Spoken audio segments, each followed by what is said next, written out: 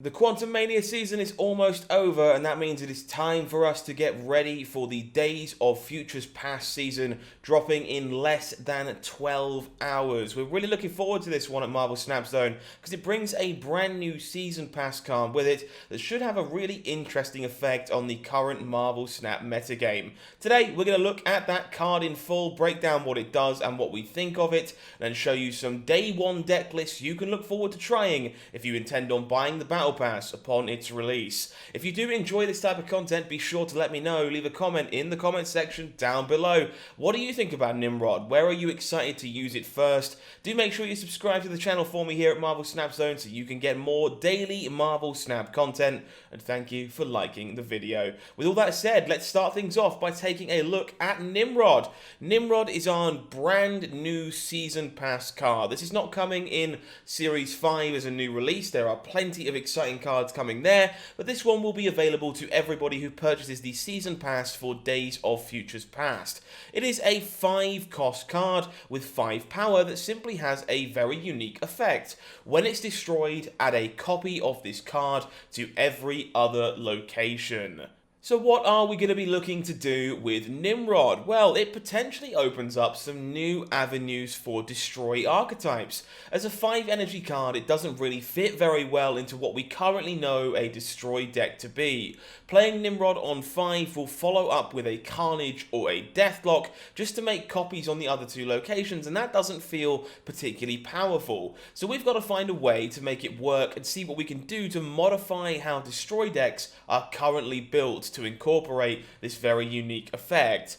First up, we obviously want to destroy Nimrod. The card in general is designed for exactly that. As a 5 energy card, we either have to cheat that out with something like Psylocke, Electro or Wave, and then use a 6 cost card to destroy it if we're not doing exactly that. If we can cheat it out, maybe any destroy effect will do. Maybe we can destroy it multiple times, but the safer option, of course, is to follow up with a card that can destroy Nimrod and provide us with some other benefits at the same time. So let's look at some of those. Venom, Destroyer, Galactus, Arnim Zola, these all seem like the very obvious first choices to explore with Nimrod. These ones, however, do limit the deck building opportunities with the card, and you may also notice they're all Series 3 or above. Destroyer, Venom, and Arnim Zola seem to be the most promising, in my opinion, to create unique Nimrod-focused decks. Galactus does look like a very interesting turn 6 play, especially when potentially combined with a card like Shuri. This could be easier to play than previous Galactus decks, but may suffer from its predictability. The question then becomes, is destroying a single copy of Nimrod to add 10 power to the board really worth this effort that we're jumping through right now, or do we need more payoffs? There are 2 other ways we can look to duplicate Nimrods to our benefit. Since the Nimrods are exact copies of the original, we can either buff Nimrod prior to the destroy effect or buff the copies after they're created. Cards that could be used here include things like Shuri, Forge, Hulkbuster, and of course, crowd favourite Cerebro. If we're looking to buff Nimrod before we destroy it, the card might slot nicely into versions of the destroy archetype that include things like Deadpool and Null. This way we can create buffed copies across the board, and we can make our Null stronger in the process. If we choose to go with something like Cerebro, however, we can combine Nimrod with cards such as Doctor Doom, Deathlock, and Titania alongside Arnim Zola to flood the board with a swarm of 5 power cards. For a card that may seem quite limited, there's actually quite a lot of directions here to try with Nimrod, and I find that very exciting. The question mark is definitely about its power level in my opinion. For all these positives that we've covered so far, there's one really big weakness. You're usually going to have to play Nimrod a whole turn prior to activating it, and that leaves you open to a lot of counterplay from things like Cosmo, Aero, and even Armor. Your opponent will be able to see exactly what it is that you're trying to do, and revealing that much information in Marvel Snap can be dangerous over time. Therefore, we need to focus on maintaining priority with our Nimrod decks to try and mitigate that downside.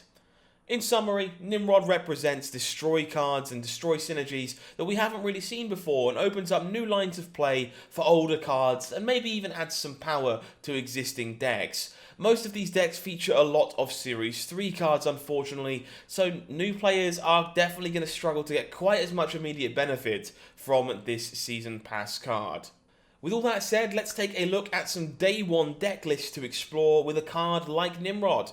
We're starting off here with this Death Destroyer list. It's kind of a classic Electro Destroyer list at its core. This list plays the usual suspects you would find in a Deathwave shell, with a slightly different top end as a result. The goal here is to play Electro on turn 3, Nimrod on turn 4, and then Destroyer on turn 5. After that, you can follow up with further Destroy effects on your Nimrod lanes, and maybe even a Death for extra added bonus. Speaking of Death, we've got Wave tucked in here as a strong backup plan alongside her that synergizes very well with our other Destroy effects. This version is choosing to run Taskmaster over Arnim Zola due to the energy cost, but we can run it alongside the Demon on turn 6. That's the main reason why it feels a bit better than Zola, but you could definitely look to explore with both in this particular list. It's quite cool. Up next, we've got the first of our two Galactus decks, this one being called Buff Nimrod.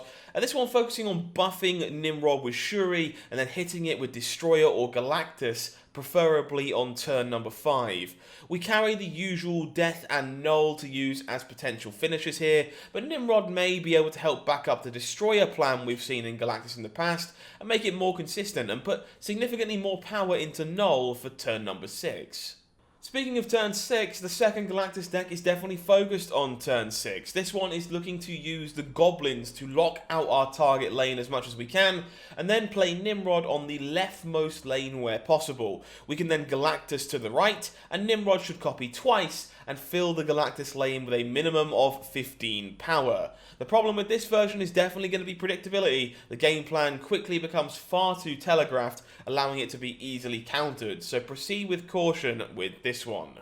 Possibly the most fan favourite of our decks today that might end up being a first week meme, but there is only one way to find out. Cerebro 5 getting a new toy thanks to Nimrod being put into the game, and we couldn't imagine not featuring this list when they give us a brand new card that has 5 power. This version is trying to use Wave to put Nimrod into play on turn number 4. We can then use Deathlock to copy it immediately, or Magic to buy us some time, followed by Doctor Doom and or Cerebro plus Mystique. The rest of the deck focuses on the best 5 power cards the game has available to us, and tries to keep the curve low so we can play as many of them as we possibly can. If you're a fan of Deadpool, this is where we would be looking to start with that one. This deck combining Nimrod and Deadpool kind of together in the traditional Black Panther Arnim Zola shell in order to provide you redundancy in your combos. This allows you to play an early game of buffing and destroying Deadpool, then transition into either Nimrod or Black Panther being buffed on turn 5 for Arnim Zola. Remember, Venom can activate Nimrod's ability on turn 6, and also help you keep some of that power in the location Nimrod was previously in. Last but not least, what if you just want to do all the things? Well, here's a list for you that combines all of these crippling synergies together that probably isn't the most optimal, but is certainly going to be the most fun way to explore what Nimrod can do. This deck tries to make everything happen. We've got Deadpool available alongside Forge for early game buffing and destroying. We've got Shuri with Nimrod and some mid to late game destruction. Magic will extend the game to allow a turn 6 Null into Arnim Zola play, and Taskmaster can be a copy of any one of our big cards. This one is probably trying to do a bit too much, and we might find that we want Wave or Death back in this list too, but I really look forward to exploring just how far we can push Nimrod's limits. If you're looking for even more Nimrod decks other than the ones you see in this video, we've actually got another article out of decks submitted to us by the community at the moment for people that are excited to get brewing with Nimrod, so please consider checking that one out as well if you want even more places to start. Personally, I think Nimrod is a really sweet card, and it definitely fits more of the tropes of a Season Pass card that I'm looking for. A good, powerful, unique effect that might slot into a number of archetypes, but definitely isn't overbearing like something like Zabu, or even maybe Wave and Silver Surfer. But let me know what you think. I'm curious, are you excited to pick up Nimrod? Is this the kind of card you've been waiting for in the Season Pass, or is it going to be a pass from you this time around? Let me know in the comment section down below. But until next time, I've been HowlingMines. You've been amazing. This has been Marvel Snap Zone. Take care of yourself. Have a good one.